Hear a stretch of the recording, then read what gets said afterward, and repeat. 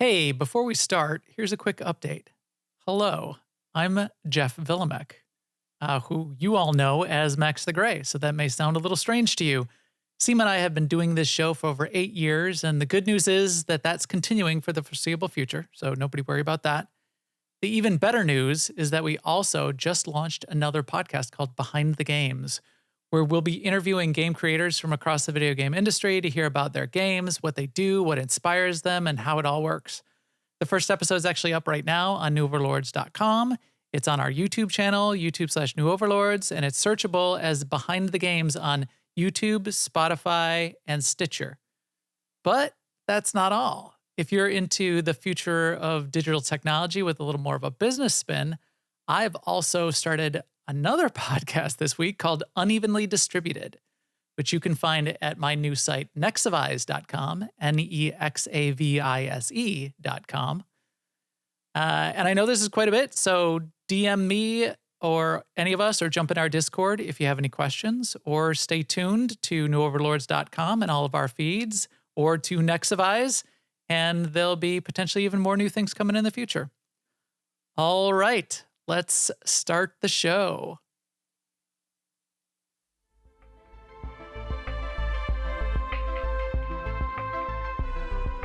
We like to hunt world bosses, and with multitag and fast spawn, things are a little different in the 7.0 era. We talk about that and more on this episode of the SWTOR Escape podcast from newoverlords.com. Our broadcast azimuth today is EPC 425. And with me is my co-host, Seema. Hi, Seema. How's it going? Hello, Max. It's going great. I've had a good weekend SWTOR so far. I've been at first sight, I want to say, wow, double XP of 1 week seems really short. It's like before I knew it, it was over. Yeah, but I was able to take advantage of it to some extent. I leveled one character from 75 to 80 and started another. I'm just slowly sort of working my way through my roster of pub characters to get them all to 80. So that's a project that's gonna take a while. So I'll continue going back to that one. Yeah, because I have a bunch of characters, and I actually don't know why I decided they all have to be 80, but it's something to do. Right. It's a goal, and I know a lot of people that are pushing all their 40 or 50 or more characters to 80. So go for it. Yeah, I mean, I kind of gotten to the point where I don't really care about conquest on my sub 80 characters. So instead of messing around with conquest, I just do a little leveling on them. Right. Which usually will result in it's a game. Also, getting along with Galactic Seasons, I actually didn't notice, but I got to level 100 Galactic Seasons, so I'm done with that. But I'm like you, I'm continuing to do the weeklies because, again, it's kind of a fun way to structure my playtime. I'm like heading for goals, and I like having goals. And I do want to go for the achievement, but I'm not going to get it because I don't have enough rep. But I kind of infer from the existence of this achievement that they're expecting these Galactic Season themes to recur. So I don't know what Explain that. Well, I'm expecting that there'll be like Galactic Seasons 3 and Galactic Seasons 4, but at some point, like 5 or 7 or 12, it'll be this that one maybe again. It would come back around? Yeah. And we would be able to finish it off, potentially? Yeah. Interesting. That would be interesting. Well, I can't think of any other reason why they would make it time-gated in a way that it's really hard to get it within one season. Anyway, that's just what but if we do come back around to it, it's going to be so long, right? Because the event is a 5-month event. It's going to be so far in the future. But anyway, that's what I'm thinking. For this week in MFM, we did a thing which we do periodically called Poke the Bear. Yeah. Where we go and do relevant world bosses. To the topic tonight, right? Yes. We go do world bosses that we typically might be overmatched for, like Nightmare Pilgrim, and we went to Pirate Caravoy. Yes, on Meksha, and we went to do that, and we were like, setting expectations. They don't worry if we wipe on this. We just want everyone to get a chance to see this boss and blah blah blah. As it turns out, there was another group there doing it, It was this guy, right? Where Yeah, we it ended was up the Dread killing him on Pirate. but yeah. Right, on Yeah, Max so Shaw. everyone got a Dread Pirate kill on so that was very cool. Because we started the fight and another group just happened to be I guess they happened to be coming by to do it as well. Yeah, they were on a world Yeah, boss night themselves. But right, and they came with us to try Nightmare Pilgrim, but, that didn't work out for whatever reasons, and right. we ended up moving on, but, yeah, that was a cool moment. Yeah. Yeah, that And was then excellent. yeah, so world bosses really has been the theme this week because we also did a world boss night in our ops team tonight, just sort of farming daily resource matrices. So that was a fun, chill night. Our normal raid leader, Corley, was out, so he didn't leave us explicit orders, so we just played. Right. While the cat is away, the mice will play, is whatever the Yes, case may be. exactly. Yeah. Corley is out doing amazing things like making his own lightsaber at Star Wars Galaxy's Edge. Galaxy's Edge. That looked Yes. really cool. Saw some pictures of that. Yep. But with him out and him being sort of the raid leader in our main tank, we got a little lazy and it just ended up killing world bosses all night. But killing a lot of them, enough of them to get almost 100 daily resource matrices, Yeah, which is a upgrade and a half. So right? That's yeah. amazing. Plus, during that time, we were talking about movies and television shows that people have seen and enjoyed. We talked a lot about books, candy, back to movies after the candy came up. Um, Yep. yeah. So anyway, it was a fun night. So yeah, good week in SWTOR for me. How about you, Max? I as well have been keeping on with the Galactic season. So I've been doing the weeklies, hitting 7 of the weeklies every week. So I finished that off from last week. I've been doing it again this week. Finished off just 1 or 2 so far this week, but I'll do 7 again, which means in the next 2 weeks I'm going to finish that particular requirement. The requirement that I just won't finish, although now I'm capping it every week, is the getting legendary rep within the week. I did work it out on a spreadsheet, though, the number of tokens of different sizes that I would need to click on and turn in during the week so that you get up to basically pretty close to, I think I can get to like 5,990, 5,990, or no, it's 5,000 is the cap. 5,000 or 6,000. Whatever it is, I just get a few under the cap and then you click a purple one. And so you can get almost an extra 1,000 over the weekly cap by doing it that way, but that's still not even close to what I would need to get to legendary rep before the end of the season, which ends in 50 Right. days.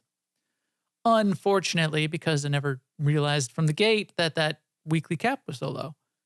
I did complain about it, but I don't think anything's gonna come of that.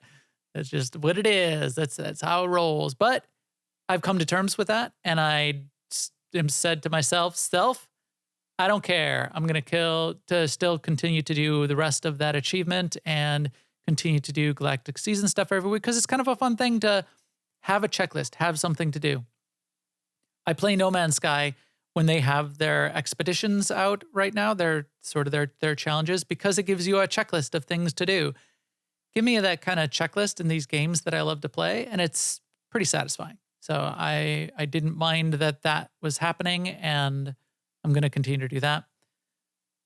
Within that, then I've been flying a fair amount of GSF, and as part of that, the benefit to flying so much GSF to both complete those Galactic Seasons objectives and just to get some dailies and weeklies done is it's getting me enough to, as of tonight, pretty close to getting a fully decked out Power Tech, Plasma Tech, Plasma Tech Vanguard. So that is my DPS spec that I've switched to on my main character here on the Imperial side for DPS because Arsenal is terrible on the DPS charts right now.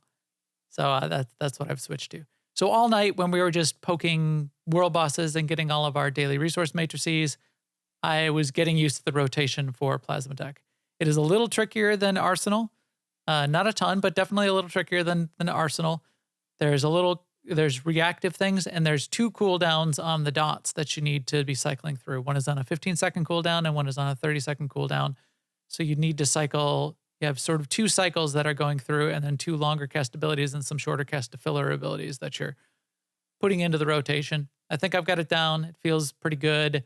As soon as I finish that and tweak my last couple pieces of gear, because I actually had to swap out one of my pieces, the threshold for alacrity, we talked about this a few weeks ago, those alacrity thresholds, for me to get to 1.4, it's a much higher number on alacrity to get to the 1.4 threshold on a Plasma Tech Vanguard for whatever reason versus the Mercenary.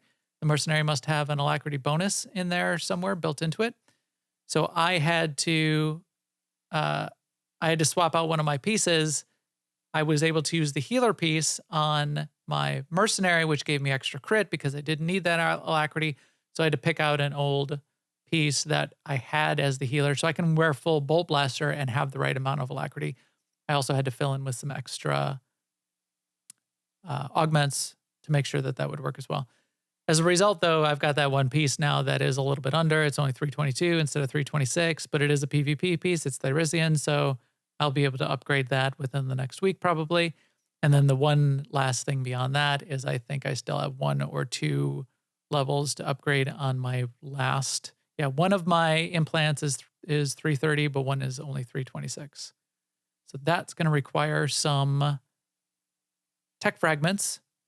But I've been hitting cap. I almost hit cap on the 2,500 conquest commendations. So I turned in a bunch of those and turned them into tech fragments. So I'll cap that out pretty quick as well. But it's fun. So now I've got a new main class to play. I used to be DPS Vanguard back in the day. It's kind of fun to go back to it. You can do quite a bit of the rotation. In fact, all except one ability you can do at 15 meters instead of, in melee range. Melee range for stock strike is the only thing you got to worry about. So you can be kind of in and out. You can bounce out a little bit. You can't be out at the 30-meter mark, which is really nice for a lot of fights, but I can dance a little bit. It's hard to dance right now. I think I'll try to play a little bit of the video of boss fights, but you'll see my camera doesn't move very much because I'm staring at my bars, watching the cooldowns, watching the debuffs on the boss, trying to see what that timing feels like. Once you get the feel down and the timing down, it'll all work out, but I don't have it down just yet. So that's been fun. Fun times. Let's talk about what's fun in DevTracker in the news. Now, an Imperial News Network report. So first up in the news, just a reminder because it's coming up. We did talk about it a little bit last week, but there is a Star Wars celebration that is coming down the pike. 5/26. So the 26th of this month, there will be the Star Wars celebration. And we will have some presence of both community members and some presence from the SWTOR team that'll be there joining BioWare. They're actually joining the Star Wars Galaxy of Heroes team, which has a little bit bigger booth going on and a presence. And what Star Wars Galaxy of Heroes is doing is they're adding Malgus into that game, which is kind of cool for everybody. Charles Boyd, Ashley Rule, Jackie is going to be there. Oh, Jackie Coe is going to be there. And Fred Newman. Those 4 will be there on behalf of the SWTOR team. So if you're going to be there, if you're a community member, so I think SWTORista is going to be there. Kogas is going to be there. We talked to Kogas last week. Definitely crash the SWTOR or the Galaxy of Heroes booth. And then Charles is going to be doing a speaking engagement 2 to 3 p.m. He's going to be a guest speaker for Crash Course into the Old Republic panel. And that's on Thursday, the 26th. Cool. I mean, also in the sort of continuing theme of events coming up this month. Well, we had double XP and let's see. Let's go in English on this. For some reason, my browser's like picking the French version of No, all in French. SWTOR.com. Oui, je vais tuer le world boss. We're just finishing up a short double XP, which also coincided with the pirate incursion event. Next thing coming is the Bounty Contract Week, which will be on May 17th through the 24th. And then after that is a event that apparently used to be called the Ultimate Swoop Galactic Swoop Rally or whatever. According to this post, it's now called And I looked at the date to see if it was April 1st, but anyway, it's now called the Ultimate Universal Gathering of Go-Goers. Wait, it's But still that called the All Worlds Ultimate Swoop Rally on the page that I wait. Did you say? Let me hit refresh. All Worlds Oh, Ultimate maybe Swoop maybe Rally. because maybe because I got the French page and then I Oh, went and you English. translated the French page into English. So you got like a round trip translation. We were freaking out in the pre-show because he was like, "Did they change the name of the thing? What is this all world go-goer thing?" And we were speculating, did they like lose the rights to the word swoop? They can't call it swoop anymore. All right, so that because it's still called Ultimate World Swoop Rally, All Okay. World Ultimate Swoop Rally on my page. Oh, that's hilarious. Yeah, it is. So anyway, Swoop Rally coming up. So if you haven't finished your rep for that event and your achievements, got time Yes. soon. Bounty Contract Week. I think we mentioned this a couple weeks ago.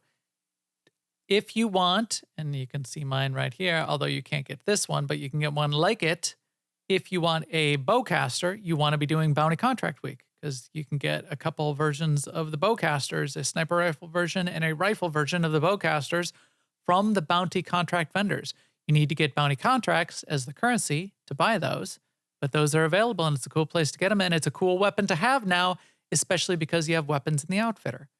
This is my special version, which was some other reward. This is Kashyk's Legacy, and I forgot exactly when we got this. It might have been back in the Chevin event or one of those old ones. I don't think you can get it anymore, but you can get one just like it. It's just not green like this one is because this one's super cool.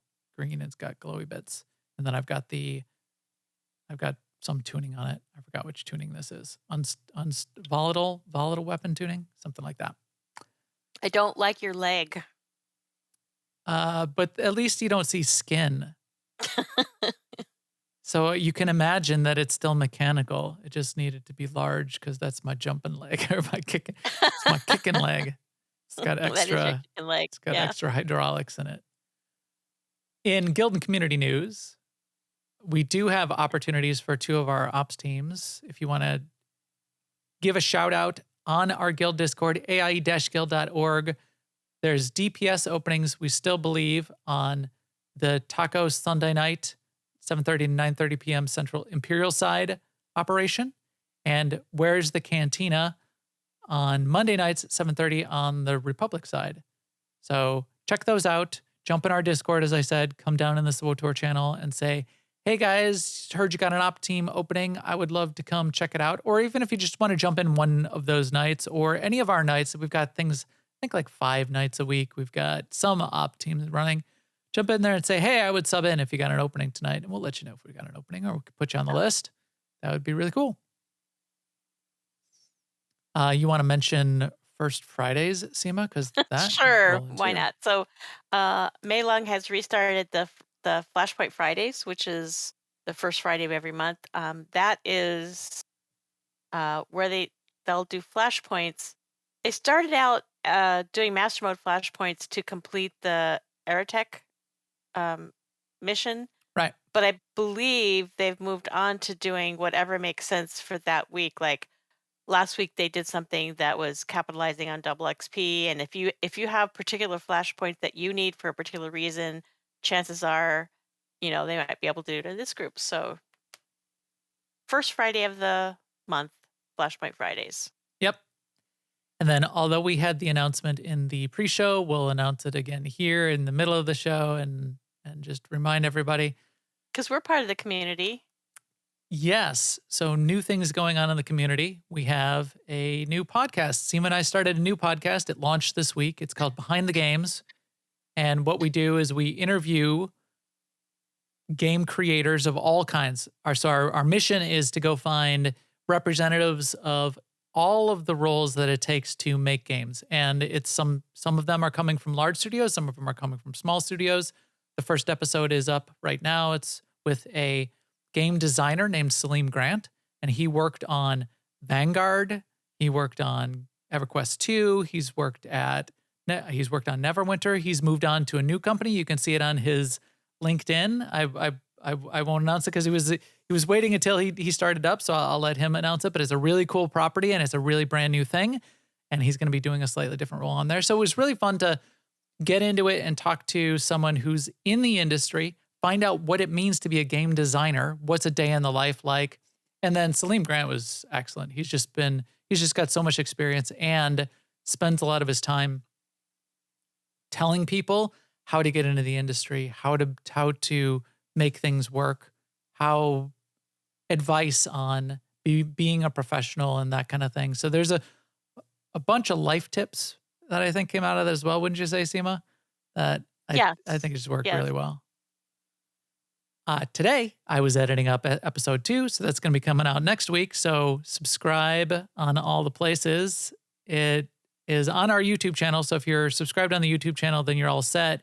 If you look for Behind the Games on iTunes, Stitcher, or Spotify, you can get the podcast version, or just watch newoverlords.com's. All the new episodes will show up on there. But the new episode that I was editing just today is with a marketing lead of a smaller indie-ish studio out of Toronto that's doing horror VR games, and I talked to them at PAX. So we've got some footage from the game in that. We've got some discussion of where VR is at and where it's going, and some really cool talk around what marketing is like beyond just what you would expect. Just, hey, we're just going to set It up was some really campaigns. eye-opening. Yeah, highly interesting. And then a really cool spin on this Toronto studio and what the Canadian government is doing with some arts grant programs that's making things interesting Right. for them.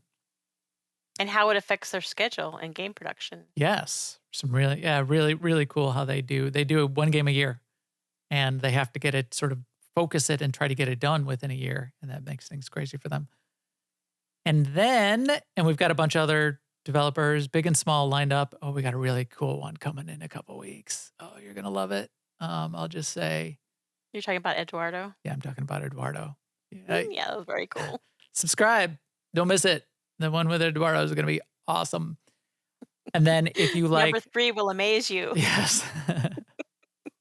If you like business technology, my day job for 3 decades, and it's going to be a little weird because when you hear us on either of these 2 new podcasts, is even on Behind the Games, I'm going by Jeff. That's my real name. So you guys may not have heard that. Switch.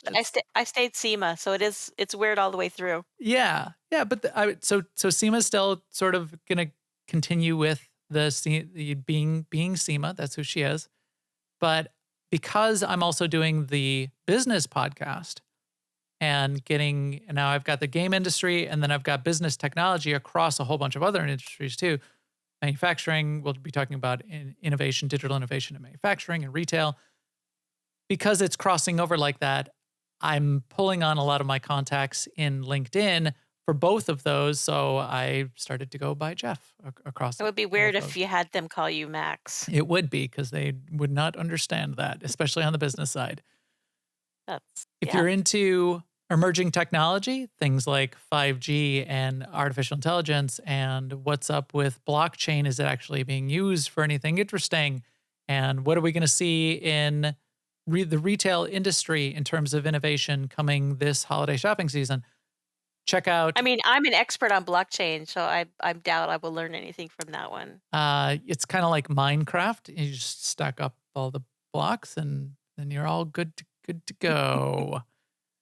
But check out that. It's called Unevenly Distributed, and that's on my new website, nexavise.com, nexavise.com, if you want to hear about business tech. And that's on all the feeds as well, and it's got its own YouTube channel, the Nexavise YouTube. Well, that one doesn't even have a link yet. It's just until you get 100 subscribers on YouTube, they don't let you put your name in there. So it's YouTube / whole bunch of characters and numbers. So go to nexavise.com and then click on the YouTube video and then subscribe, because I need to get 100 subscribers so I don't have that messy. So, I mean, I listened to the 5G one, which is the first one that's out there, and it was fascinating.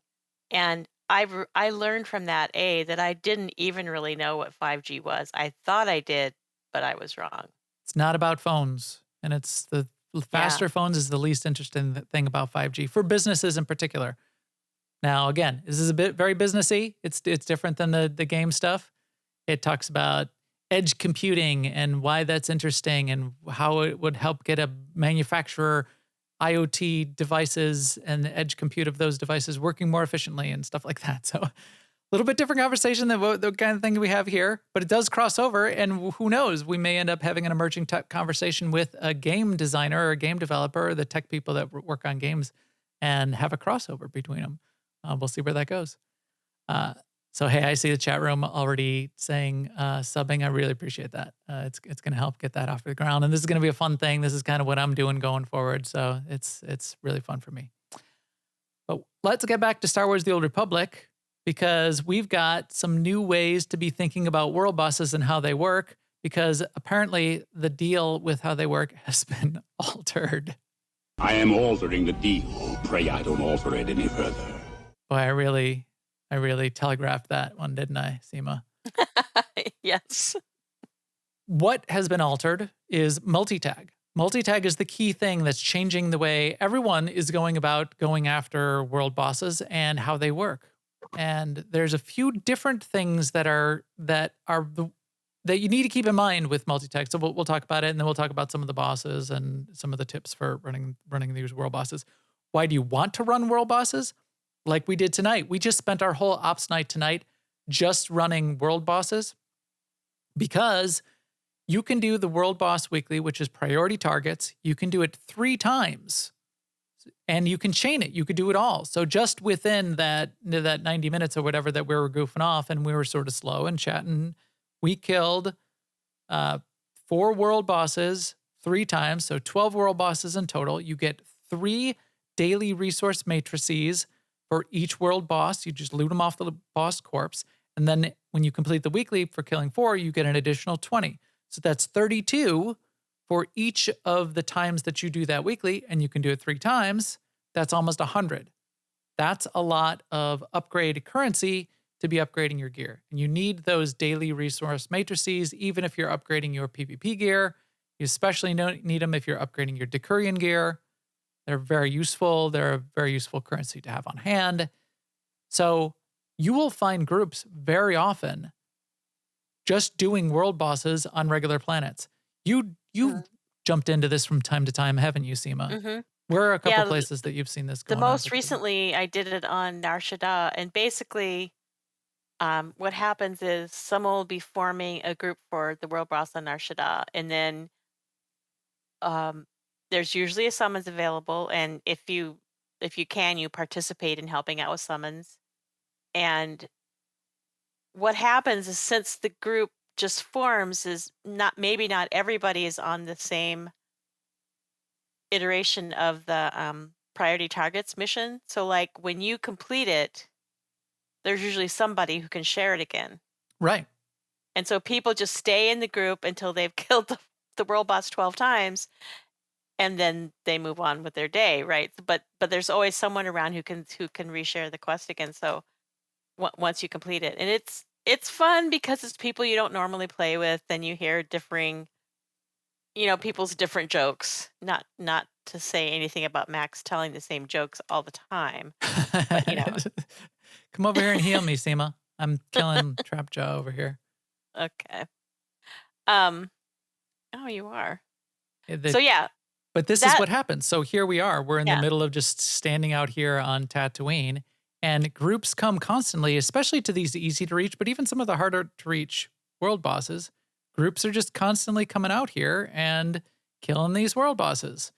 So that was Nar Shaddaa. I've also done it on Droma Kos, which might even be like a better candidate. I don't know. It just depends on catching, the right time of day when someone's actually doing it. But I think DK and Nar Shaddaa are 2 that are going on almost all the time. the other thing that will make a world boss popular is if it's a galactic season target. So you can keep an eye out for those. If you see any world boss, like this week, the world boss on Quesh and the world boss on Nar Shaddaa are a galactic season target. If you see that in the galactic season target, you can almost just take your character or take a character and park it at the spawn point for either of those world bosses and log in at random times throughout the day and just have groups going on and be killing the world bosses. Even if you're done completing the weekly, you can kill the world bosses over and over ad infinitum and get 3 daily resource matrices off of them. I just got 3 more off of this world boss that we just killed. Just some random group came up behind us while we were standing here in the sand dunes here on Tatooine. And it's really, really easy, fun, and social, as Seema said. And because it's multi-tag, so this is how we kick this off. Because it's multi-tag, I wasn't in this group. I just ran up and started shooting the boss. And let's see, are they even Imperial? It's hard to. They're all Republic. So this is a Republic group that ran up and just started shooting the boss. I'm here on my Imperial character. I ran over, just started shooting the boss, and I got to loot the loot. Yeah. Now, one downside, and we're trying to research this, and actually we have a message out to BioWare asking the question. The weekly priority targets mission and things like the Airtech Coral mission, what we have found is that if you're not in the group that pulls the boss, you don't get credit for those missions. You do get credit for killing the boss for Galactic Seasons. You do get credit for killing the boss in terms of getting boss loot, individual loot, but you're not right now getting weekly priority targets or Airtech Coral mission progress. And we don't know if that's by design necessarily, or if it's just not working correctly. There seemed to be the initial sort of notes that I seemed to be seeing on the side was that it might just be a bug and we might be deserving credit for that and might get credit for it in the future, which would be nice. So Starry Saber in chat said that Coruscant is another popular one, which I'm not surprised about. There are a couple of the world bosses, and Coruscant is one of them, that are tricky. So the Coruscant world boss, if you have enough people, it's not a problem anyway. But the Coruscant world boss will kill you because it's got a one-shot kill mechanism. That's sort of part of how it works. So that it gets a little difficult even for a pug group. You will have people dying in that fight, so don't be surprised if people die. Some of you may die, but that's a risk I'm willing to take. But Seema, Right. Heal me, keep me alive. So No, you can't heal through that thing. If it's gonna kill you, it's gonna kill you.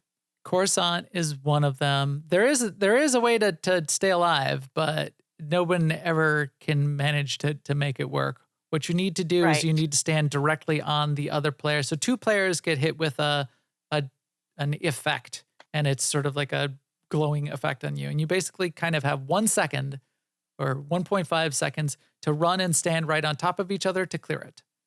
But no one ever does, and it's too hard to figure it out. So that will.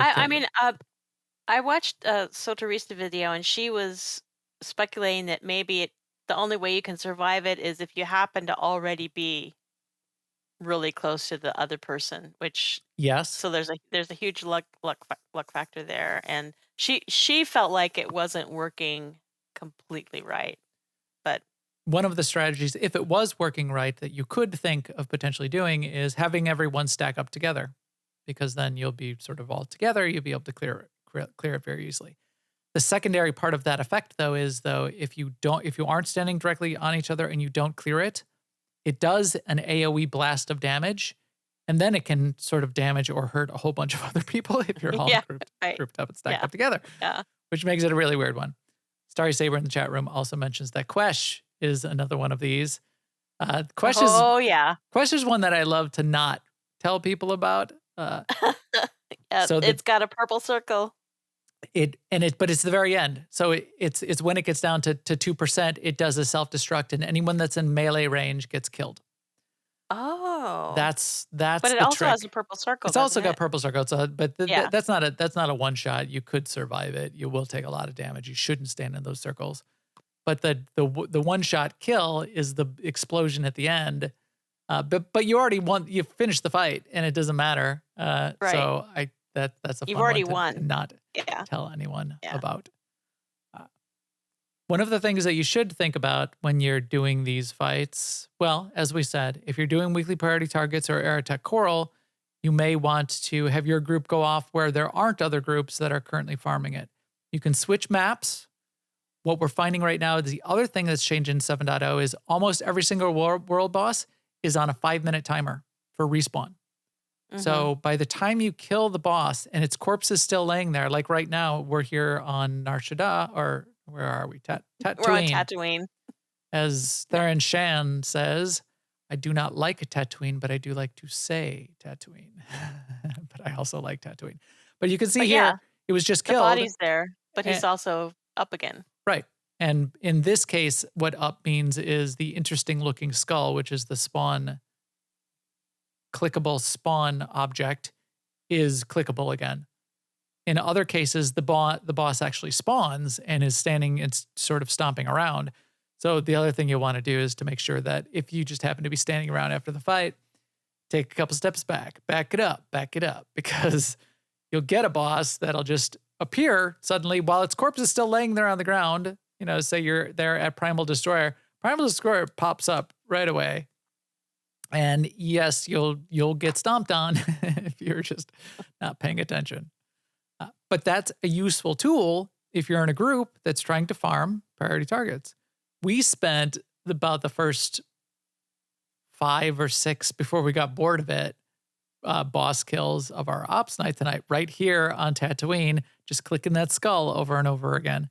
Yep, going between instances. If 5 minutes is too slow for you, as Seema's suggesting, you can switch maps, right? You're right. And why don't you describe the trickeries of switching maps? Let's see, I So can do it here. you can switch instances on the map by using a couple of 3 ways. One is you can open up the world map and look at the right lower side, and then there's a pop down menu there, and it will tell you what instances are currently spun up of Tatooine. Like I'm looking at it right now, and I can see 1, 2, 3, 4, which is the PvP instance, and then 5, which is red, meaning that 5 is depopulating, meaning that you cannot travel to 5. So if one player goes to one of those other instances, a different one from the one you're on, and then says, okay, he's up on here, then you can click that player's raid frame, right click on it, and choose the option to shuttle to that player on their instance, and then you can all get there. If that won't work because your ability to change instances sometimes will have a cooldown, Right?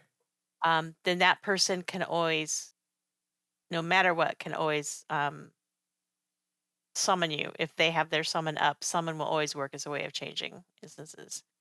But, summon has a 20-minute, something like that, cooldown itself. So sometimes you have to be a little strategic. Someone who's going somewhere might want to have a summon up in case they need it. Right. Right. So got to be tricky about how you get people to the locations. Got to be tricky about how you change maps. If a map shows up red in the list when you hit M and you drop the combo box under the little world map, if a map shows up red, that means it's depopulating. That means there were people there. They don't need 5 maps is what we've got on Tatooine right now. So they It's only discombobulating. it's they need to combobulate it so that it starts increasing players again. You can't transfer to those kinds of maps. It could start populating again if they needed more maps, but these maps are dynamic. They only need ever to have the minimum is 2 maps. So you might have a planet that has 2 maps. There'll always be 2 though. One of them is always the PvP map though. The problem with that and doing world bosses on the PvP map, while you can do it, you could get into a kerfuffle with the opposite faction if they come there and decide to mess with you. Whereas if you're on the PvE maps and you go down to and fight a world boss, you can fight together. And again, everyone gets credit for killing the boss for the Galactic Season and for the loot. You just don't And then you get credit for killing each other. on the PvP maps, you would. And there are achievements for killing players on various planets as well. So If somebody's already on a red instance, they can summon you. yes.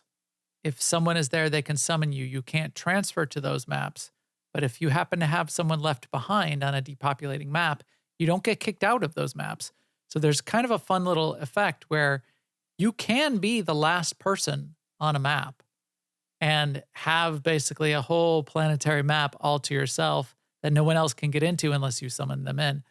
So you could create a whole map just for your group if you happen to be the last one in a depopulating map. That could be kind of interesting. Other tips, and we've sort of talked about these in the past for killing world bosses. You should know when to run back, when to release, and when not to. There are a couple tricks to it that are a little bit different these days. One thing about releasing and running back is unless you know where the run back point is, be careful because some of the spawn points when you return to the med center kind of run back can be very far away. So if the boss is low in health, sometimes you just want to stay dead, let the rest of the group kill the boss, and then you can pop back up as soon as the boss is dead. You can res yourself, and then you can get your loot off the boss. You will get credit for the kill, and if your group was killing the boss, you'll even get credit for weekly priority targets and Eric Attack Coral and all of those kinds of things, even if you're dead. Right. The bigger risk is being too far away. Yes. And then you might not get credit. Correct. If you end up 60 meters away, or even, if you got to be careful, then you might not get credit, or you might not get loot. You might have problems. We have used a little trick to ensuring that we can get more people back for a fight where you might have people running back quite a bit, like the Nightmare Pilgrim. Say you've got 16 people or 20 people and it's really close and a couple people die because a tank died and the dog turned and just chomped on a few people. If you've got 3 or 4 people running back, as soon as the first person gets back close enough to the fight but not into the fight, what that person should do is do a guild ship summon. And then anyone else who's now still running back, they can just take it and pop right back to the fight, for one. And for two, anyone who's not dead and not running back should not take and not cancel that summon. Because then if you die in the next 60 seconds, that summon will be available to you to pop right back to that site. So then you just pop back to the med center, pop back to the res point, res, and take the summons. As long as it was within that 60-second window, you've got an instant teleport right back to the fight. Kind of useful, kind of a little bit of a hack, kind of useful in those kinds of fights where people are dying and running back. I mean, we used to do that constantly in the early days of OSIS, those world boss fights. Mm-hmm. That was a very common tactic for even pug groups to have many, many people, because those were full groups then. There was 24 people groups. And getting enough of the people back, because that droid fight had the droid fight in particular has a set of mechanics that if you understand how the mechanics work, you can make the mechanics work, but they're not trivial mechanics, and everyone has a different interpretation. It will be, don't stand under the bus. You have to stand under the bus. Don't put the barrels on no, you need to clear the barrels out of, and it will be opposing strategies every single time. So people then will be dying constantly because everybody's doing something different. Seema, can you talk about, because this is something that is changed in 7.0 as well, is the res strategy, who should be resed and when, and what healers are, because you guys seem to be working it out pretty well these days. The way it works now is only healers have a battle res. And the cooldown for battle res is personal. So it used to be raid wide. So like as soon as anyone casts a battle res, it could not be cast at all for 5 minutes. Now, if I cast it, I cannot cast it again for 5 minutes, but another healer can cast it. So it's useful in a group where the tanks are in danger of dying to say, okay, we'll set up a res rotation so that I'll take the first battle res, you take the second battle res, you take the third battle res, so that we don't all blow it on, because unfortunately it's possible for everyone to blow their battle res at the same time, and then we don't have any more battle res for the rest of the fight.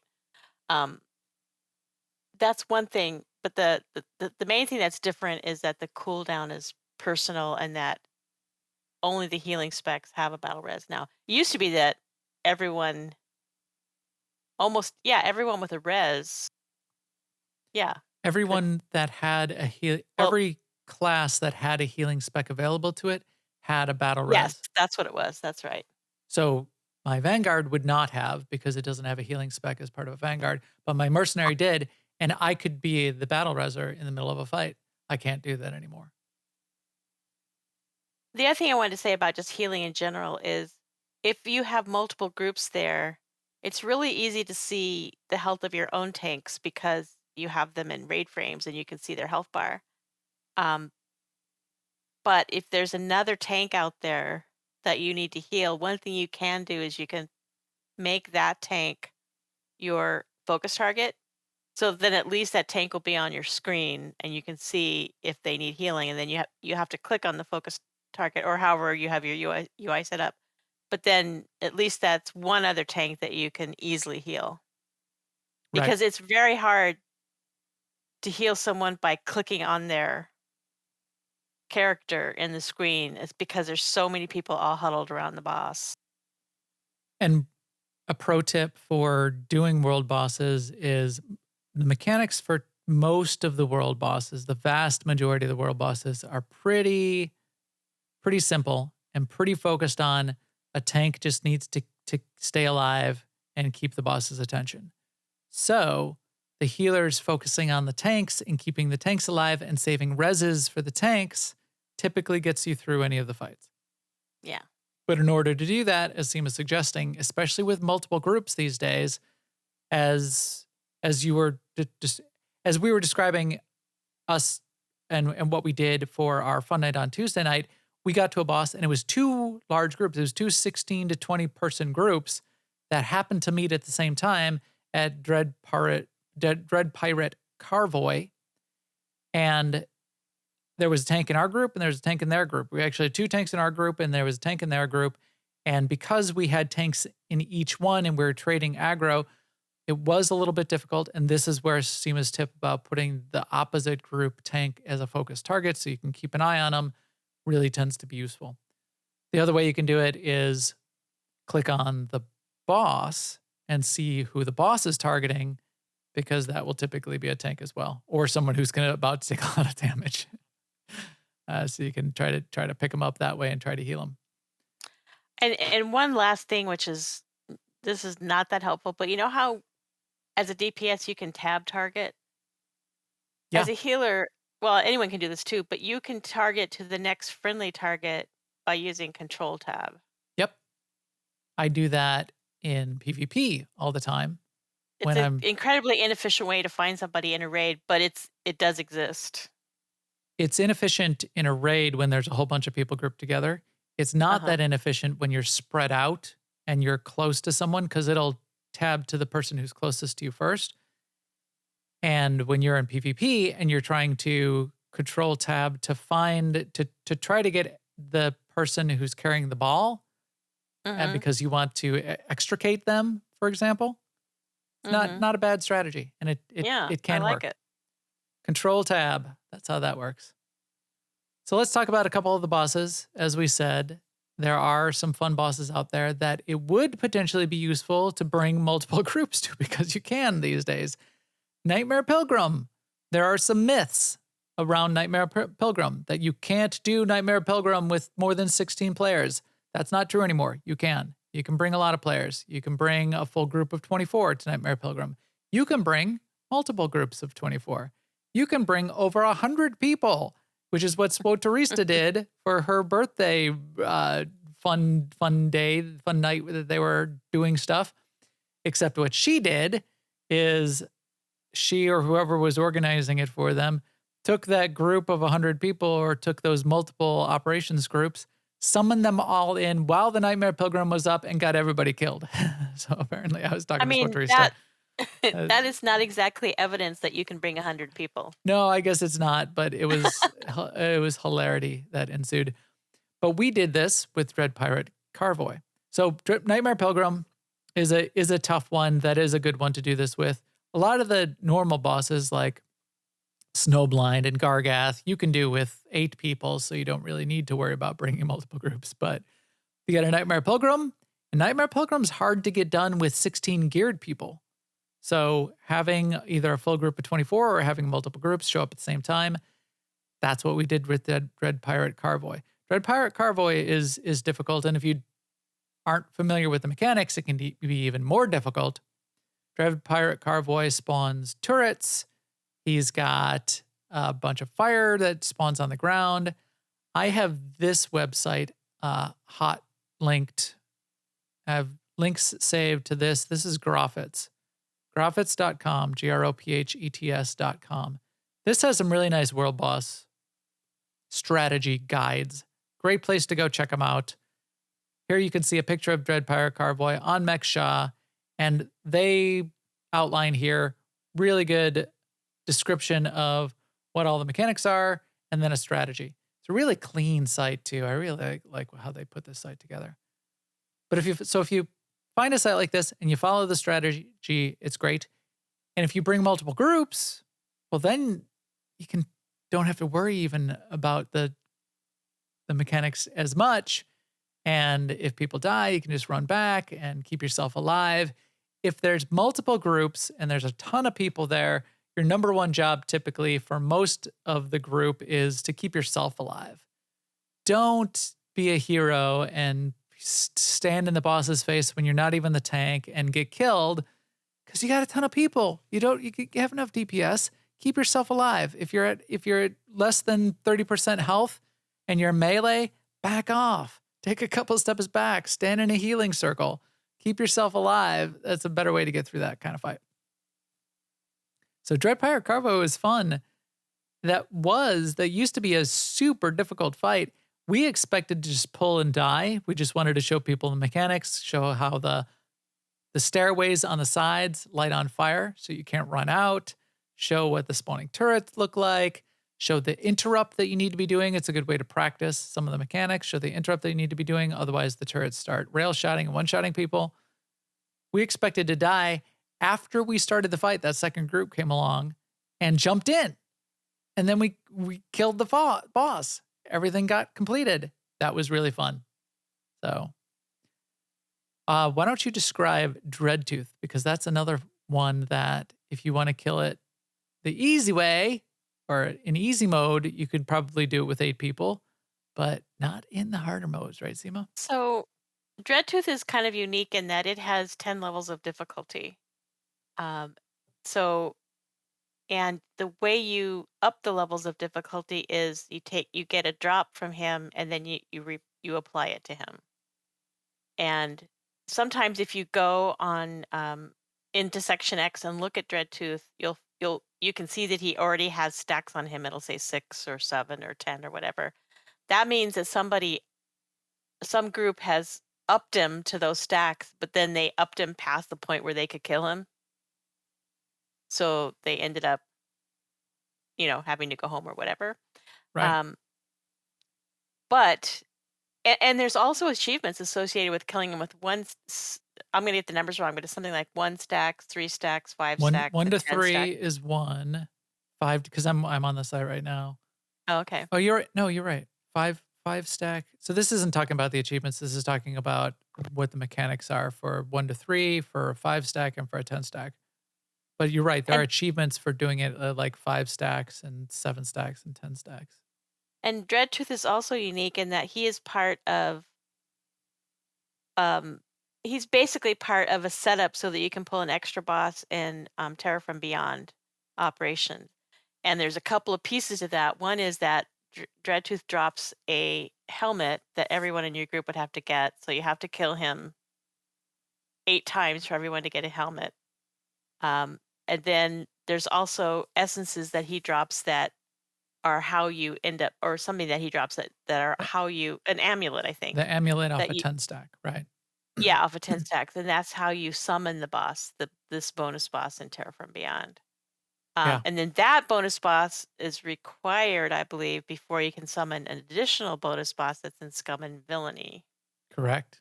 Dreadful entity, hateful entity. I mix them up, but Those I aren't have really killed world them both. bosses. Those are No. Operation Secret bosses, I think is Yeah. how you would describe those. But it's just it's a unique quality of Dreadtooth, who is a world boss. Right. And Um, and those you can't deal with any more than 16 because that's all you can bring into an operation. right. Um, but And yes, then Dreadtooth himself has a couple of. I think he knocks back the tank, but he has a rock that he throws at the raid, and which essentially just means circles that you have to get out of. There's a debuff it's helpful to cleanse. yeah, he's a Um, slightly more difficult of the world bosses because he has some specific mechanics and the stacking dreadful essence, and which makes him more and he difficult. pats really slowly. Oh, he has a special effect too. I forgot about this, where if you're not close enough to him when he's pulled, then you can't get into the fight without dying. Right, 30, 40 meters, something like that.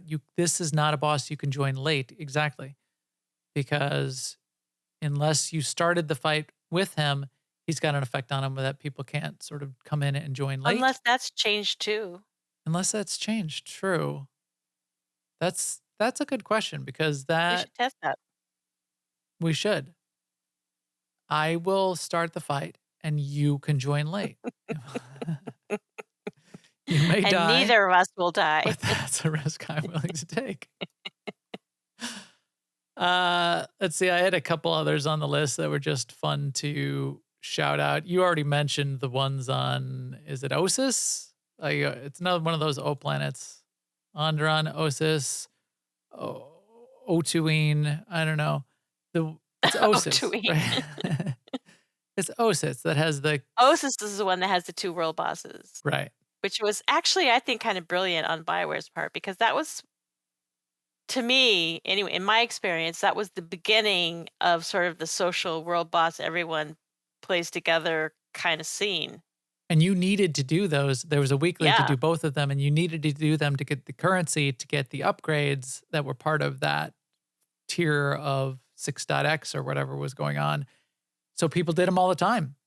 And people would get groups together, pick up groups. People would shout out on the fleet, hey, we're putting another group together. We're going to go kill the world bosses on Osis.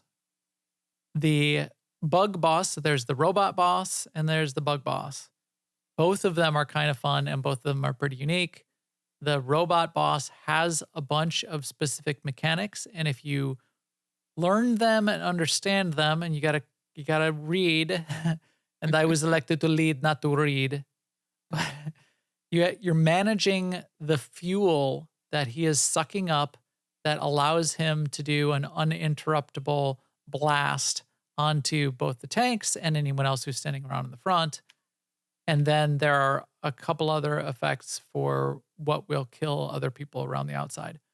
If you manage that well, you can decrease the amount of damage that the boss will ever do and get the fight done faster. The bug boss is cool because the bug boss keeps spawning waves of varying levels of ads of additional bugs. And there's a couple big ones that an off tank sort of needs to pick up and control. The group needs to be clearing out those bugs because it's not just like 2, 3, 5, it's like 30. So if you don't kill them, you will end up with like 60 bugs all running around in there, and it's a train wreck, and it will kill the whole group. And, I mean, if you do kill them, you'll hit Conquest target. Yes, you sure will. You'll get that planetary conquest rampage, kill 75 in like one fight, which is excellent. Lance Squadron, I like that's on Yavin 4. Yavin 4, right. So that's the Imperial Walker on Yavin 4. That one, if you stand off the stairway just on the side, there's a special place you can stand where you can avoid most of the fight mechanics. It's more fun to do the fight mechanics. There's circles that end up like following you around and slowly moving around the platform. That's an interesting one. It's cool to fight a big Imperial Walker.